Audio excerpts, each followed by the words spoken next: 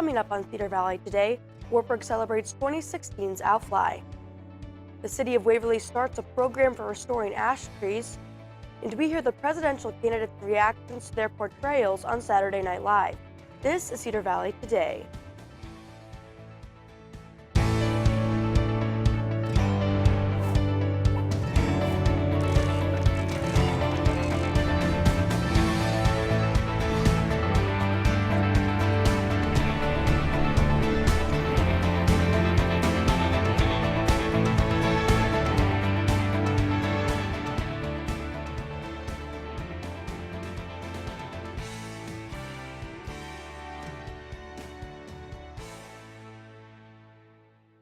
Hello and welcome to Cedar Valley Today. I'm Kaylin Thompson.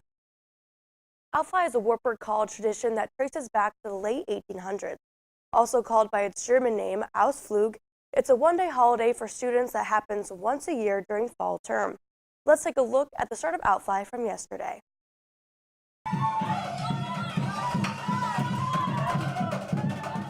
This is not your typical wake-up call, but it's one Wartburg students look forward to hearing every year. Because this sound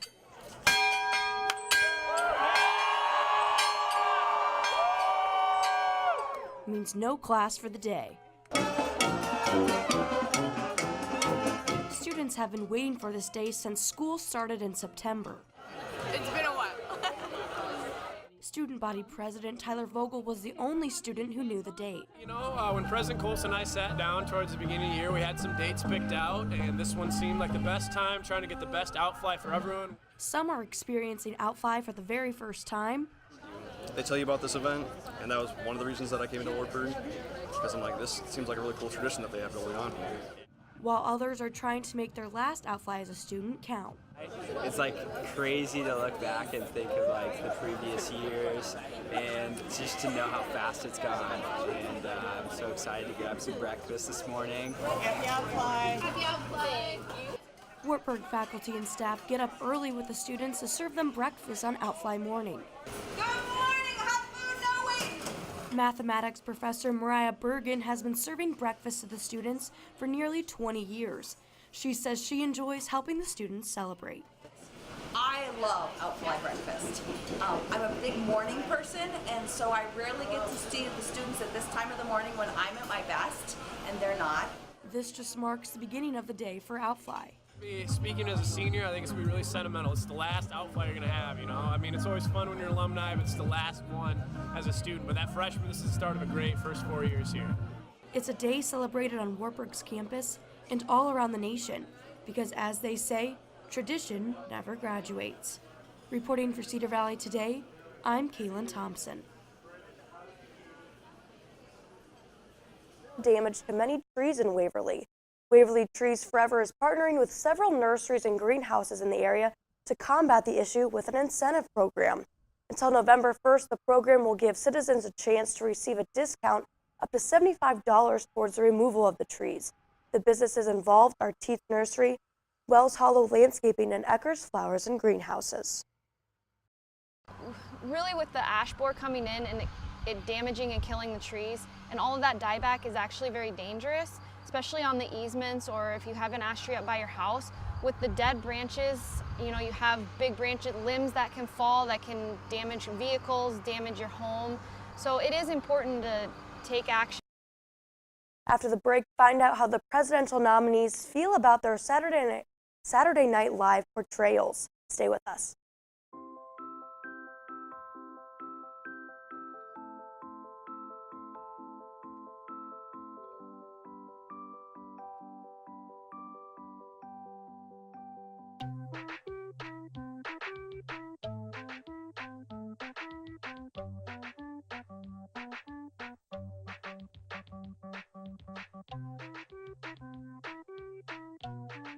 Start a story. Adopt at theshelterpetproject.org.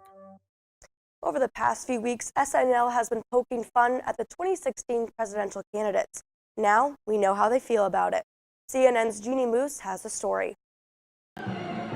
Maybe it was Alec Baldwin portraying him as Jaws. Number 2, no lifetime limits. That made Donald Trump want to bite back. And number 3, an SNL, but Donald called it a hit job on me.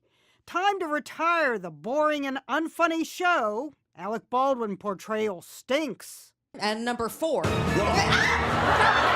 Baldwin himself must not have been too hurt because he retweeted Trump's insult. And to think Donald himself has graced SNL over the years. Call me on the cell phone. Apparently before it was boring and unfunny. It's a special thing. It's a great honor. You know, it's like a feather in your cap. Okay, so Trump says Baldwin stinks, but what does Hillary think about how she's been portrayed? When Kate McKinnon came out with the walker, I thought I was going to fall off my chair. I'd like to begin tonight by attempting a casual lean. Obviously, SNL won't be saying sorry to Trump. I deeply apologize. Are you trying to say apologize? No, I would never do that. Another thing Trump almost never does. Have you ever seen Donald Trump laugh? You rarely see the Donald genuinely cracking up. We found only a couple of instances from this campaign. The jolliest was when a screech interrupted a Trump rally. This is something you shouldn't have. What was that? Is that a dog? It's Hillary. Bet you won't catch the Donald doing this while watching SNL. Wrong, wrong, wrong. Jeannie Moe, CNN, New York. After the break, we'll take a look at some social media stories from around the Cedar Valley. Stay with us.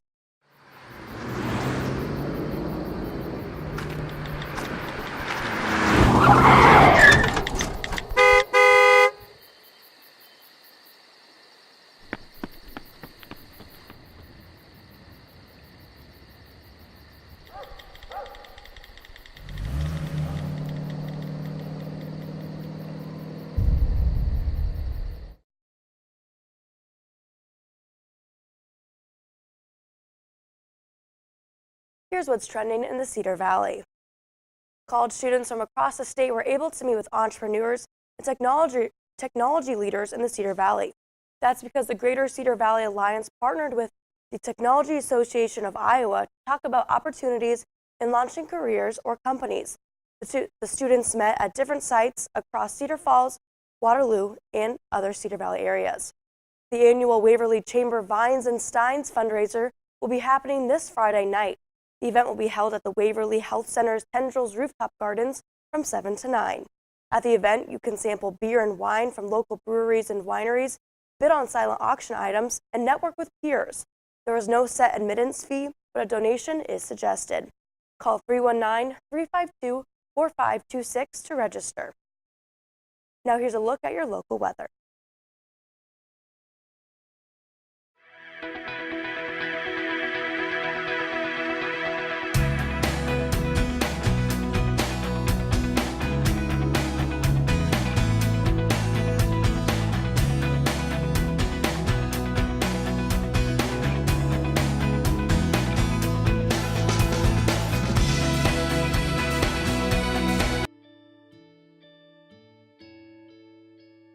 Calls me googly eyes. You know you're beautiful, right? You know that? Even you are beautiful. I got bullied for wearing glasses. Share if you're against bullying. We put it out there, just took off. 3 million people have shared this post. Don't let bullies get you down. I stand with you. Our whole family's wearing glasses. I wear glasses and I'm proud. I even have the army on my team. All the kind comments brought my child joy. I don't feel thank you is enough. Thanks.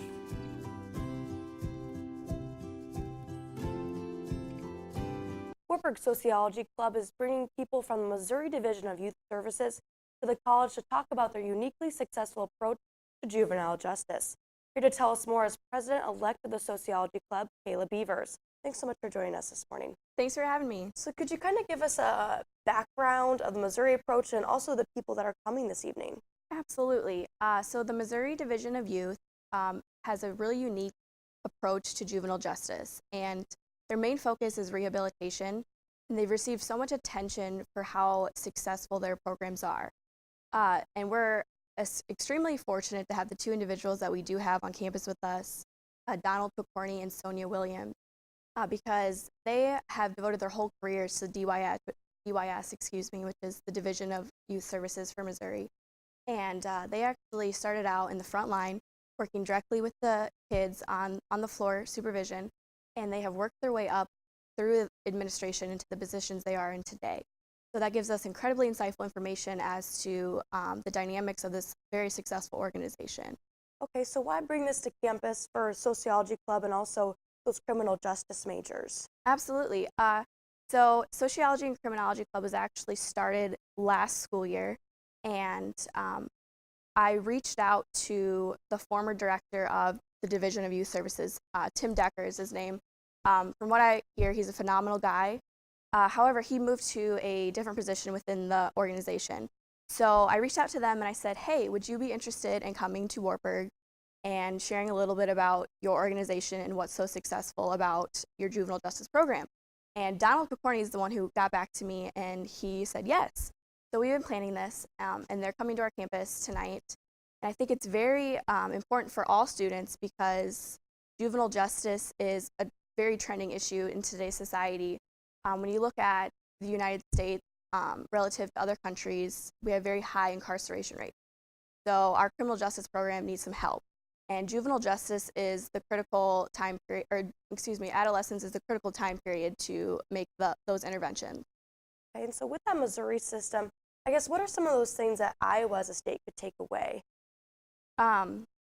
There's been stories in the news about centers that have been kind of exposed for handling things incorrectly. For example, solitary confinement, that's been a trending issue. And when these things happen, a lot of times people reach out to the Missouri Division of Youth and they say, we need your help. So there's a lot of things that we could change here in Iowa. Okay, and you kind of talked about the effect it will have on students and Wartburg faculty and staff. What about those community members that might be in attendance tonight? Absolutely. So I work at Bremwood here in Waverly. It's a residential treatment center, and I'm hoping that a lot of my coworkers will be in attendance tonight. So I think it's very important for community members because, again, this is an issue relative to everyone. And looking at these effective components of an organization is applicable to anyone. Well, thank you so much for joining us this morning. The presentation will start tonight at 7 in the McCaskey Lyceum. Again, students, faculty, staff, and community members all are welcome. Every time I hear the alarm bell go off in school, I think it's an air raid. A lot of houses in our neighborhood have been destroyed. I like to close my ears and sing songs whenever the bombs come close. I'm worried our new neighbors won't like us. But I know it's all going to be worth it. I just want my family to be safe. But these are not my words. These are not my words. These are not my words.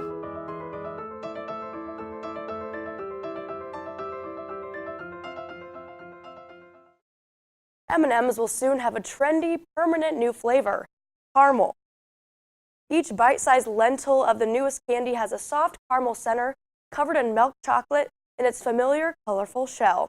It's a tasty addition to its milk chocolate, peanut, and peanut butter flavors. A Mars chocolate researcher says caramel is the fastest growing segment in food right now. While candy lovers are thrilled about the news, they'll have to hang on for a while because caramel M&Ms won't hit the market until May. We just want to thank you for watching Cedar Valley today. Be sure to like us on Facebook and follow us on Twitter for more Cedar Valley content. Have a great day, Cedar Valley.